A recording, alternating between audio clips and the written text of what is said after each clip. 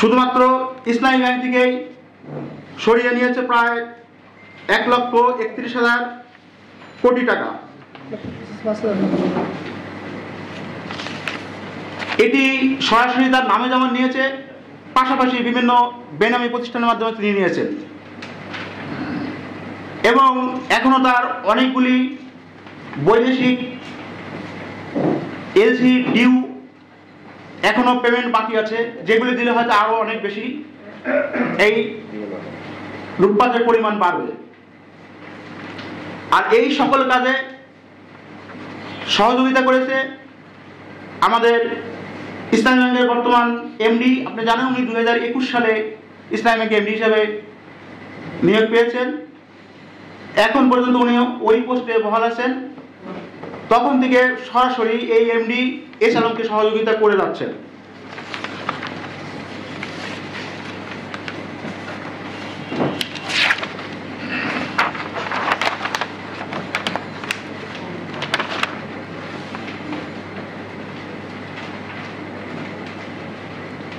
আপনারা জানেন অভ্যন্তরীণ প্রতিবেদন অনুযায়ী, আমাদের একটা নিরীক্ষা প্রতিবেদন অনুযায়ী আমরা দেখেছি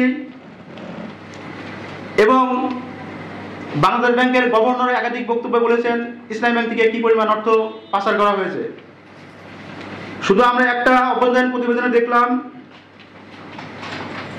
এস আলম কোল্ড স্টিলের নামে 1,551 কোটি টাকা, এস আলম এডিবল ওয়েলের নামে 3,232 কোটি টাকা, S Alam refine sugar, S Alam steel ও এস আলম ট্রেডিং কোম্পানি লিমিটেডের নামে 3,684 কোটি টাকা, এস আলম ভেজিটেবল ওয়েলের নামে 4,345 কোটি টাকা, সেমন ইস্পাতের নামে 3,337 কোটি টাকা, ইনফিনিট সি অ্যান্ড ট্রিপস ইন্ডাস্ট্রিজের নামে 2,282 কোটি টাকা, গ্লোবাল ট্রেডিং এর নামে 975 কোটি টাকা, সর্বমোট 19,349 কোটি টাকা বাইমুরমা প্লেস মোডে বিনিয়োগ নিয়েছে।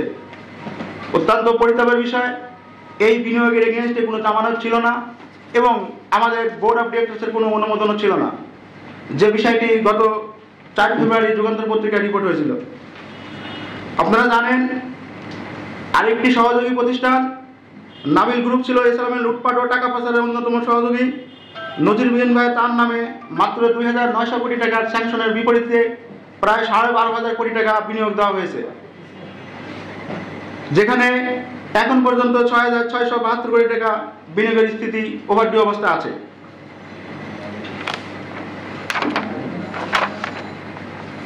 আমাদের ফার্মগেট শাখার সুক্তা গ্রুপের 3টি কনসার্ন,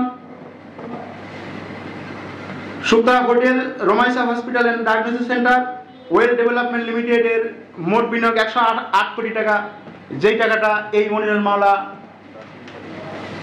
সরাসরি ভাগ বটরা করে নিয়েছেন। এটা মূলত কোনো বিনিয়োগ ছিল না, এটা ছিল শ্যাডো বিনিয়োগ।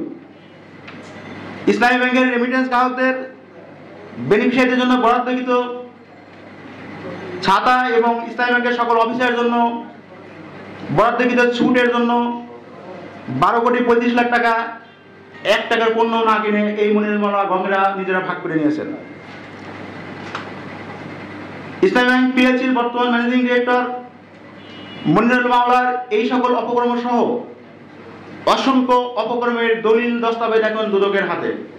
ইতিমধ্যে ওনারা তিনটা মামলা রুজু করেছেন। প্রত্যেকটা মামলায় অন্যান্য আসামির মধ্যে অন্যতম আসামি হিসাবে মনিরুল মাওলার নাম রয়েছে। অত্যন্ত পরিতাপের বিষয়, এখন পর্যন্ত সেই সকল মামলায় একটি মামলায় তাকে গ্রেপ্তার দেখানো করা হচ্ছে না। এই মনিরুল মাওলা এবং এস আলমের অন্যান্য সহযোগীরা এখনো যারা ব্যাংকের মধ্যে আছেন, ওনারা বিভিন্নভাবে এই সকল দুর্নীতি তদন্ত কাজে বাধা দিচ্ছেন। বাংলাদেশ থেকে বিশ্বের সর্ববৃহৎ ব্যাংক স্ক্যাম হয়ে গেলেও অদৃশ্য কোনো কারণে এখন পর্যন্ত এস আলমের বিরুদ্ধে আমাদের ব্যাংক কর্তৃপক্ষ একটি মামলাও করতে পারে নাই।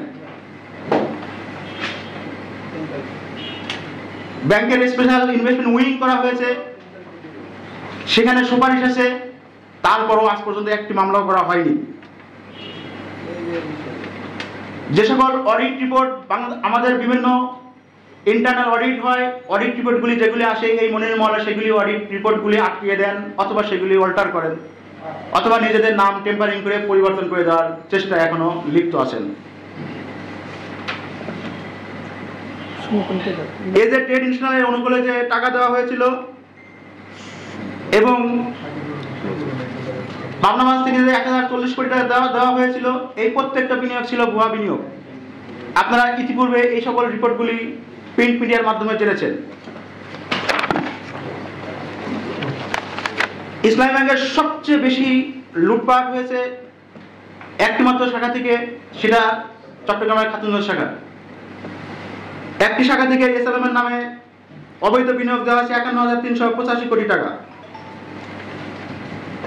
এই লুটপাটের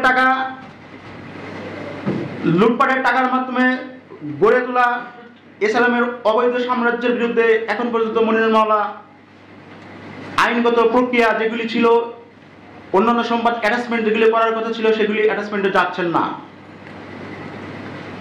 এবং এখন পর্যন্ত আপনারা জানেন এসএলএম অনেকগুলি প্রজেক্ট আছে, যে প্রজেক্টগুলি অনেক ভালো।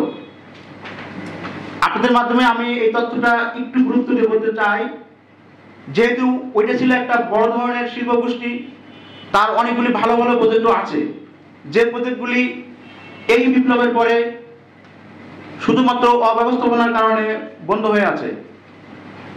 ইসলামী ব্যাংক যদি সম্ভব হয় ওই সকল প্রজেক্টটা সরকারের সহযোগিতা নিয়ে চালু করে টাকা রিকভারি করতে পারবে, কিন্তু বর্তমান এমডি থাকা অবস্থায় সেটা সম্ভব হচ্ছে না।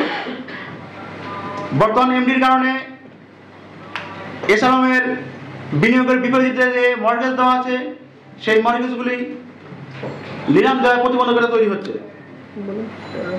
ইসলামী ব্যাংকের সাসপেন্ড অ্যাকাউন্ট ব্যবহার করে এই এসএলএমকে অবৈধভাবে সুবিধা দেওয়া হয়েছে এবং একটি শাখার টাকা কোনো রকম চেক বা অ্যাকাউন্ট ব্যবহার না করেই শুধুমাত্র আইবিডি এর মাধ্যমে বিভিন্ন শাখায় স্থানান্তর করে মানি চেঞ্জার, বিকাশ এবং হুন্ডির মাধ্যমে বিদেশে পাচার করতে সহযোগিতা করেছেন এই মনিরুল মাওলা। সর্বোপরি এই টোটাল কার্যক্রমের সাথে বাংলাদেশ ব্যাংক, ইসলামী ব্যাংক এবং এক্সটার্নাল অডিট যে সকল অভিযোগ এনেছেন, সকল অভিযোগের প্রেক্ষিতে শুধুমাত্র বাংলাদেশ ব্যাংকের অডিটের প্রেক্ষিতেই এই মনিরুল মাওলাকে দোষী সাব্যস্ত করে 15 ডিসেম্বর 2024 সালে তার বিরুদ্ধে শাস্তিমূলক ব্যবস্থা গ্রহণের নির্দেশ দিয়েছিলেন আমাদের ইসলামী ব্যাংকের বোর্ড কর্তৃপক্ষকে। কিন্তু আমরা অত্যন্ত পরিতাপের সঙ্গে লক্ষ্য করছি অদ্যাবধি পর্যন্ত তার বিরুদ্ধে ইসলামী ব্যাংক কোনো ব্যবস্থা গ্রহণ করে নাই। অতএব আমরা আজকে এই বাংলাদেশের দর্পণ সাংবাদিক ভাইদের বিনীত অনুরোধ করব, আপনারা যথাযথ কর্তৃপক্ষের মাধ্যমে আমাদের এই দাবিগুলি উত্থাপন করে বাংলাদেশের সর্ববৃহৎ ব্যাংক লুটেরা, আন্তর্জাতিক মাফিয়া ডন এস আলমের বিরুদ্ধে ব্যবস্থা নেওয়ার পদক্ষেপের জন্য আপনারা সহযোগিতা করবেন।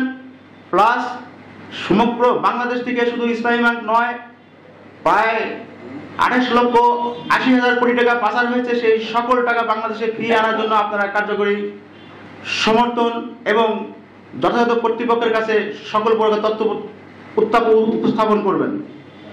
সেই সাথে ইসলামী ব্যাংকের দুর্নীতিবাজ এমডি মনিরুল মাওলা সহ অন্যান্য দুর্নীতিবাজদের বিরুদ্ধে যেভাবে কার্যকরী ব্যবস্থা নেওয়া যায় তার জন্য আপনারা সহযোগিতা করবেন। আমি এই সহযোগিতা কামনা করেই আজকের এই সংবাদ সম্মেলনের লিখিত বক্তব্য এখানে শেষ করছি। ধন্যবাদ সবাইকে।